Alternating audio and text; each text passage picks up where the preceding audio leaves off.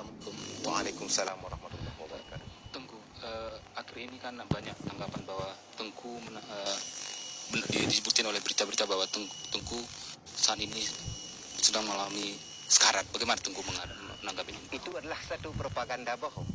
Saya sebagai bangsa Aceh atau sebagai Panglima Angkatan Aceh Merdeka, pada tanggal 16 Januari, saya waktu itu berada di dalam satu sidang atau satu forum dengan panglima-panglima wilayah di Barat Selatan.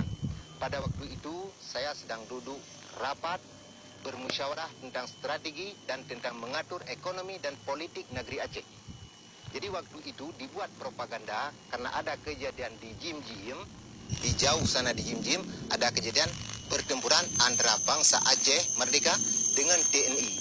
Tetapi pada waktu itu kami sebagai bangsa Aceh telah menguasai medan tempur, maka bisa kami halang mereka yang datang untuk menembak kami.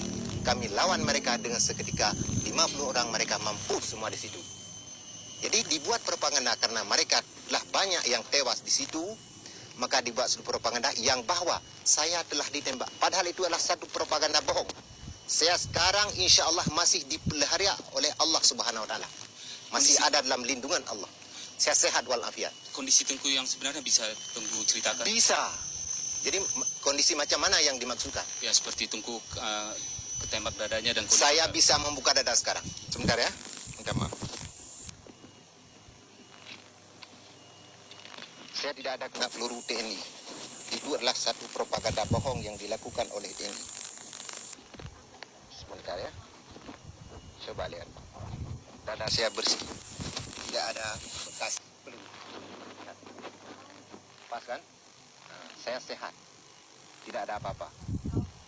Karena peluru yang dibuat oleh TNI tidak bisa memautkan manusia kalau Allah tidak mengizinkan. Itulah. Tapi memang ini posisi TNI untuk memojokkan Tengku. Itulah propaganda bohong, tidak apa-apa bagi kami Aceh Merdeka. Kami tidak takut. Apapun yang dibuat propaganda oleh TNI, kami tidak terpengaruh. Tengku, mengapa sampai berkembang berita itu?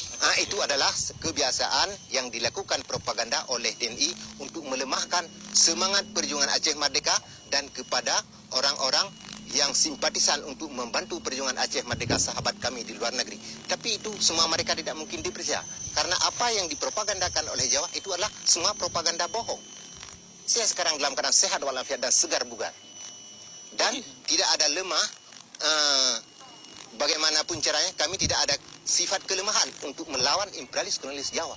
Itulah. Tengku, ada tuduhan Tengku dipojokkan dalam posisi sebagai RPK pada tahun 76. Bagaimana Tengku menanggapinya? Apa? Saya sebagai anggota RPK? Iya. Itu tidak benar. Saya tidak ada urusan apapun dengan namanya Indonesia. Lahir dari ibu bapa saya menerima pendidikan Aceh. Dan saya tidak ada urusan apapun dengan namanya Indonesia. Semasa kecil saya paling bermusuhan dengan namanya TNI.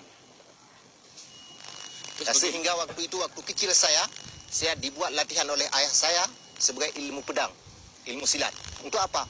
Diwasiat kepada saya, jangan menerima jajahan imperialis kolonialis Jawa. Sehingga waktu saya 23 tahun, saya memasuki Aceh Merdeka. Langsung menerima wasiat dari nenek moyang saya, dari ayah saya, dan saya ikut di bawah pimpinan Al-Mukarram Maulana Al-Mudabbir Dr. Tengku Syah Hasan Muhammad Hidiro. Itulah. Tengku, apakah benar agam dalam saat ini dalam kondisi terjepit? Tidak. Aceh Merdeka tidak pernah terjepit, tetapi yang terjepit adalah rakyat Aceh. Itu yang kami sesali dan kami sayangi. Karena kenapa? Setiap hari bangsa kami ditindak, disiksa, diperkosa, dibantai, dicuri, dikuras harta kami setiap hari. Coba lihat di jalan-jalan raya. Apakah di jalan Takingon ini dan di jalan-jalan Pidi, Aceh Barat, Aceh Selatan, Aceh Timur, sampai ke Medan sana. Setiap hari bangsa kami dibantai. Dan kami paling sedih lagi karena dibunuh Tengku Nasruddin Daud. Itu adalah guru kami bangsa Aceh. Orang yang kami kasihi, orang yang kami sayangi. Mereka telah membunuh. Yang pertama dibunuh Tengku Bantakia. Yang kedua dibunuh Tengku Nasruddin Daud. Itulah satu perbuatan biadab yang dilakukan atas bangsa Aceh. Tengku, jika Asantiro sebagai wali Nanggro diangkat sebagai pemimpin ini, apakah Tengku itu sebagai panglima militer bersedia dalam arti Aceh berada dalam kesatuan Republik Indonesia? Saya dan wali negara tidak menerima Aceh dalam wadah Indonesia. Negeri Aceh adalah hak berdaulat untuk bangsa Aceh. Tidak ada hak berdaulat untuk bangsa lain. tentang mengatur negeri Aceh tidak ada hak bagi orang Indonesia Jawa, hanya hak bagi bangsa kami Aceh. Kami ada 7 hak: hak darah, hak tanah, hak daulat, dan hak menolak penjajahan. Ya Allah, negeri Nanggro Aceh Darussalamnya beri jang aman ya Allah.